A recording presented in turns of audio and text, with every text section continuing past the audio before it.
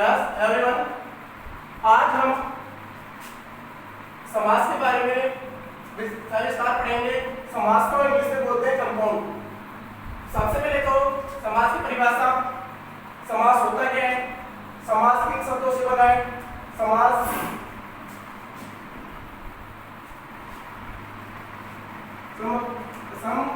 पूर्वक आस्तातु और गैर प्रत्यय से बना है। समास किसे कहते हैं? दो या दो से अधिक शब्दों के सार्थक मेल को समास कहते हैं। दो या दो से अधिक शब्दों के सार्थक मेल को क्या कहते हैं? समास कहते हैं। सार्थक मेल से उत्पन्न ध्वनि को, जो ध्वनि होती है उसे क्या बोलते हैं? समासिक पद कहा जाता है। इसमें दो पद होते हैं, एक होता है पूर्व पद और एक होता है उत्तर पद। पूर्व पद और एक होता है उत्तर पद। जैसे एक समासिक पद है पाठशाला, इसमें दो पद है, एक तो पाठ और एक है शाला। पाठ तो है पूर्व पद और शाला क्या है? उत्तर पद। तो पूर्व पद और उत्तर पद मिलकर एक नए शब्द का क्या करते हैं? निर्माण करते हैं। उसी क्या बोलते हैं? समास कहा जाता है। वही क्या कहलाता है? समास कहलाता है।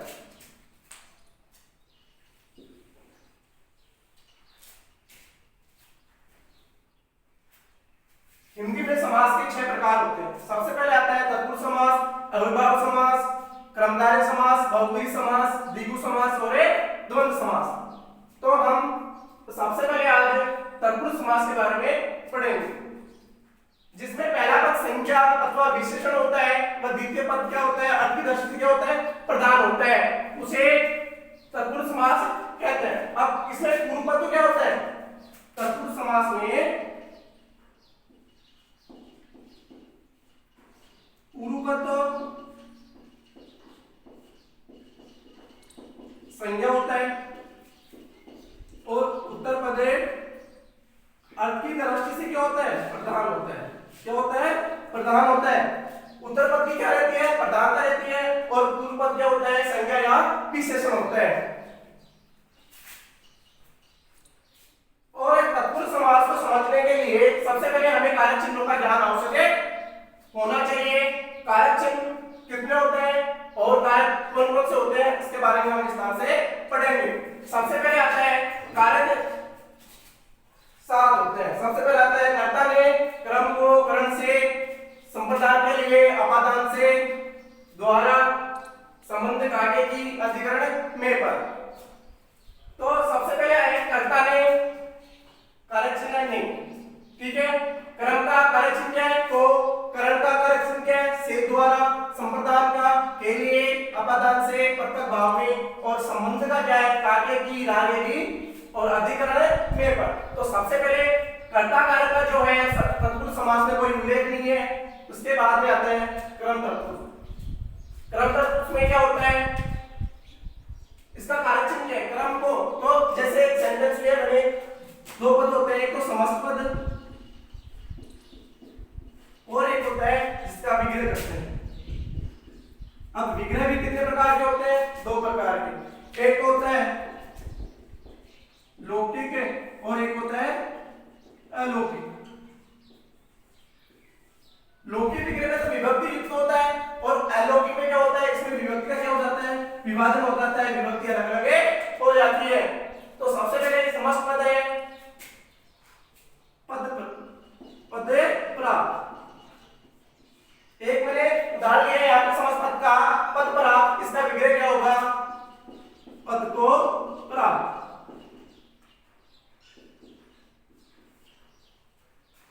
फिर है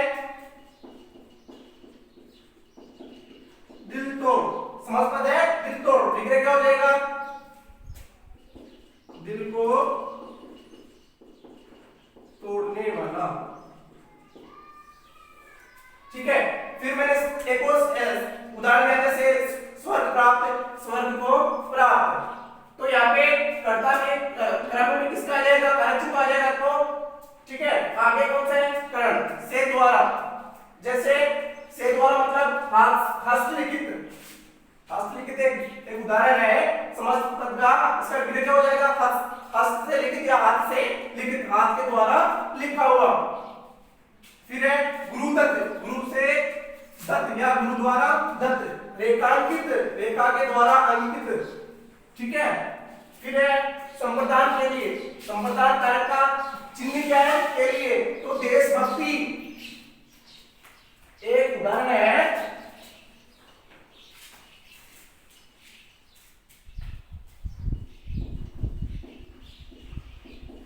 देशभक्ति,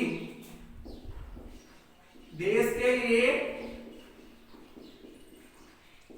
भक्ति हमें दिख रहा है, यहाँ पे क्या है के लिए, और के लिए किसका कारक चिन्ह है, संप्रदान का, तो यहाँ पे कौन सा समास हो जाएगा, संप्रदान है तत्पुरुष समास हो जाएगा।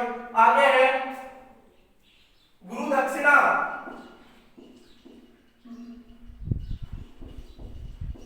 गुरु दक्षिणा, गुरु के लिए दक्षिणा, के लिए आ गया, तो इसमें भी क्या हो जाएगा, संप्रदान है तत्पुरुष। आगे देखो युद्ध भूमि, युद्ध के लिए भूमि, आगे है पाठशाला, एक पाठ है शाला, एक उदाहरण लिया मैंने पाठशाला, इसमें भी दो पद है पाठ और शाला, तो पाठ तो क्या हो गया यहाँ पे पूर्व पद, और शाला क्या होगा उत्तर पद, कैसे लो, तो पूर्व पद में और उत्तर पद में जो परिवर्तन हो रहा है, जो मेल हो रहा है, जो सार्थक मेल हो रहा है, उसी से जो निर्माण होता है वही क्या कहलाता है, समास कहलाता है। तो यहाँ पे पाठशाला क्या हो गया, पाठ के लिए शाला, विद्यालय, विद्या के लिए आलय, तो के लिए आते क्या हो जाएगा, यहाँ पे संप्रदान में तत्पुरुष से समास हो जाएगा। नेक्स्ट है अपादान, नेक्स्ट कौन सा है, अपादान से पृथक होना, अपादान से क्या होता है, पृथक या अलग होने के अर्थ में आता है। जैसे मैंने एक उदाहरण लिया, देश निकाला, क्या लिया, देश से निकाला, तो इसका समस्त पद विग्रह क्या हो जाएगा, देश से निकाल, ठीक है, देश से निकाला, तो देश से अलग हो रहा है, देश से निकाल रहे हैं, तो अलग अलग होने के अर्थ में कौन सा आएगा, अपादान तत्पुरुष समास आएगा। एक और है कामचोर, काम से चोर, काम से जी चुराना, तो अलग हो रहा है, काम से क्या हो रहा है, अलग हो रहा है, तो भी कौन सा जाएगा, अपादान। आगे भयभीत, एक है भयभीत, भय से भीत, पूर्व पद तो क्या है भय और उत्तर पद क्या है भीत, तो ये क्या हो रहा है, भय से भीत हो रहा है, डर से अलग हो रहा है, तो कौन सा जाएगा, अपादान।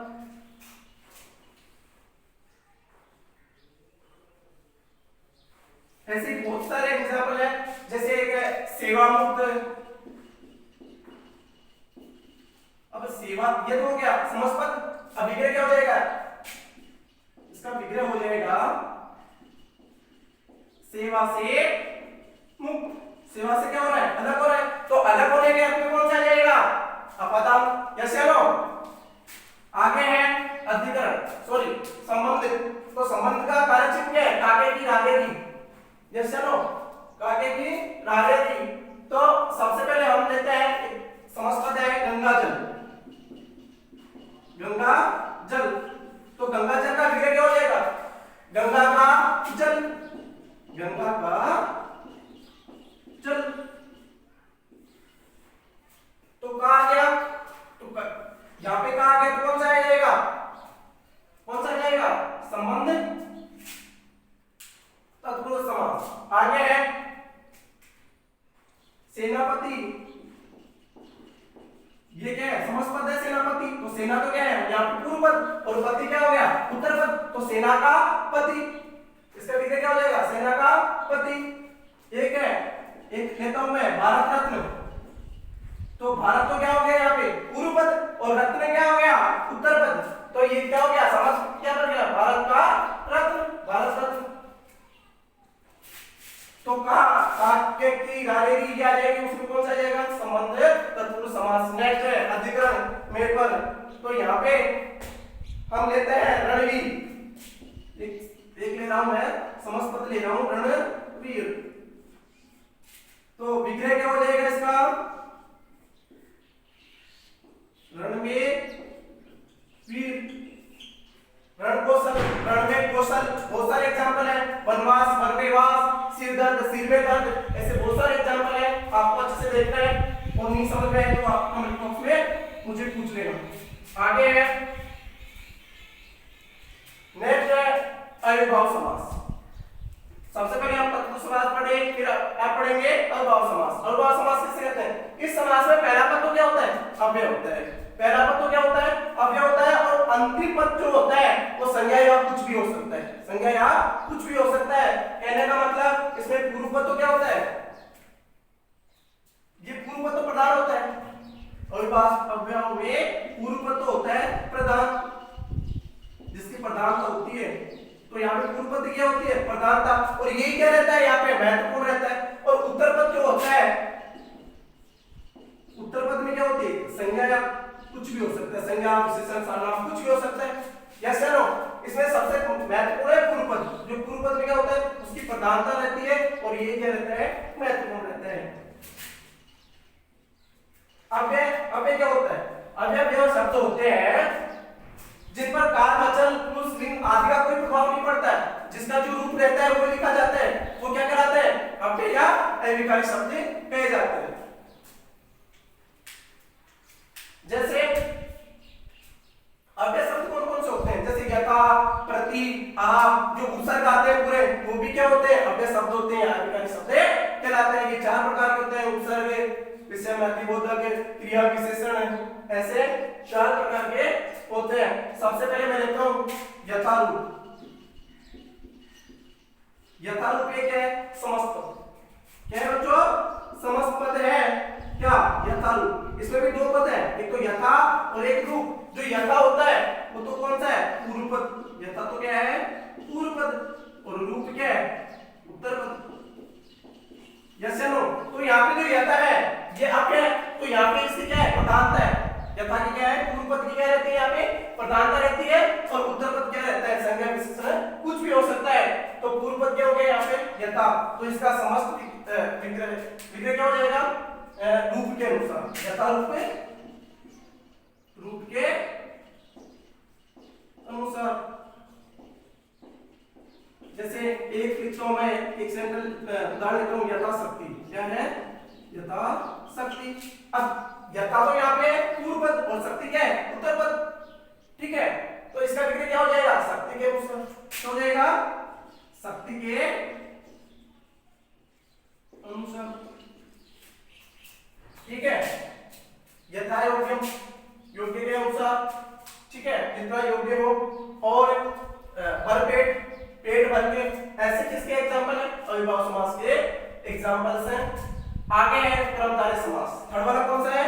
कर्मधारय समास। जिस समास में पूर्व पद तो क्या होता है? विशेषण होता है और उत्तर पद क्या होता है? विशेष्य होता है। जिसमें विशेषण और विशेष्य चलता है वो कौन सा होता है? कर्मधारय समास। अब विशेषण क्या होता है?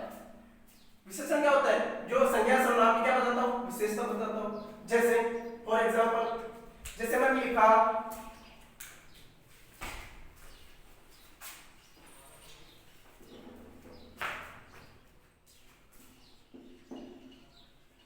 अंधकूप। एक समस्त पद है अंधकूप। तो इसमें भी दो पद है, अंध और कूप। तो अंध तो क्या है? कौन सा है? पूर्व पद। और कूप क्या है? उत्तर पद। तो इसमें अंधा, अंधा है जो कुआं। यस या नो? इसका क्या हो जाएगा? अंधा है जो कूप या कुआं। तो अंध, ये कोई भी विशेषता बता रहा है कि कुआं कैसा है? अंधा है। कुआं कैसा है? अंधा है। तो जो जिसकी विशेषता बता रहा है, अब यहाँ पे कुएं की विशेषता बताई जा रही है, तो कुआं तो क्या हो गया यहाँ पे? विशेष। कुआं तो क्या हो गया? जो विशेष है। यस या नो? और अंधा क्या हो गया? विशेषण। कुआं कैसा है? कुआं कैसा है? अंधा है। तो क्या हो जाएगा इसका? अंधा है जो कूप। अंधा है जो कूप। यस या नो? फिर देखते हैं कर्षण सर्प। कौन सा लेंगे? कर्षण सर्प। इसमें भी दो पद है, कर्षण और सर्प। तो यहाँ पे भी क्या है कि ये कह रहा है कि सर्प कैसा है? कर्षण। कर्षण काला है। कर्षण कैसा है? काला रंग का तो है। तो ये बोल रहा है कि सर्प कैसा है? काला है, कर्षण है। यस या नो? तो ये सर्प तो यहाँ पे हो गया विशेषण। क्या हो गया? विशेष्य। और लक्षण क्या हो गया? विशेषण। यस या नो? ये कह रहा है कि वो सॉरी सर्प कैसा है? कर्षण है, काला है, तो कर्षण है जो सर्प, इसका विपरीत क्या हो जाएगा? कर्षण है जो सर्प। एक और एग्जांपल लेते हैं, जैसे नीलगाय। क्या लेते हैं? नीलगाय। नीला है जो, नीली है जो गाय, नीली है जो गाय, इसमें भी दो पद है, पूर्व पद और उत्तर पद। अब यहाँ पे गाय की विशेषता बताई जा रही है, तो गाय तो क्या हो गया यहाँ पे? विशेष्य कि गाय कैसी है? नीली है, तो विशेषण क्या हो गया? नीली। तो गाय कैसी है? नीली है। जैसे हम जिसे एक और लेते हैं, लाल टोपी। लाल है जो टोपी, तो यहाँ पे भी दो पद है, लाल और टोपी। तो टोपी की विशेषता बताई जा रही है कि टोपी कैसी है? लाल है। टोपी कैसी है? लाल है। तो टोपी तो हो गया विशेष्य और लाल क्या हो गया? विशेषण। तो विशेषण विशेष्य का जहां पे बोध होता है वो कौन सा समास होगा? कर्मधारय समास होगा।